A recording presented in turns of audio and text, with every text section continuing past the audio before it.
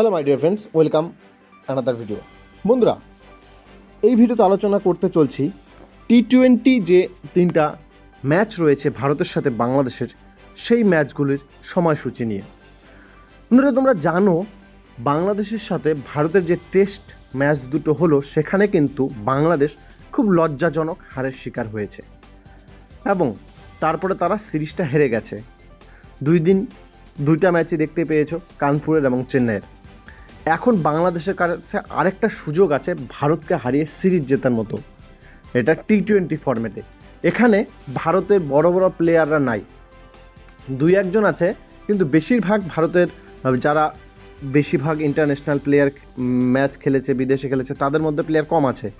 সব নতুন নতুন যুব ছেলেরা ভারতীয় দলে সংযুক্ত হয়েছে। ভারতের ক্যাপ্টেন সূর্যকুমার যাদব, ইনি এক্সপিরিয়েন্স, কিন্তু তাছাড়া অনেক প্লেয়ার সব নতুন। মায়াঙ্ক আগরওয়াল, তারপরে তোমরা রিয়ান পরাগ, রিঙ্কু সিং, সব নতুন নতুন। এদেরকে হারিয়ে যদি বাংলাদেশ এই সিরিজটা জিততে পারে, তাহলেও তাদের যে ব্যথাটা ছিল টেস্টের, সেটা থেকে মুক্তি পেতে পারে।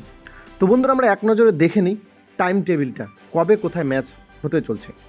আমরা যদি দেখি 6 অক্টোবর রবিবারে শুরু হতে চলছে ম্যাচ।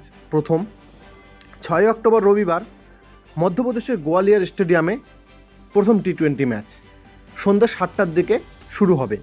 দ্বিতীয় টি-20 ম্যাচ 9 অক্টোবর, যেটা দিল্লির অরুণ জেটলি ক্রিকেট স্টেডিয়াম শুরু হবে, সেটা বুধবার পড়েছে, ঠিক আছে।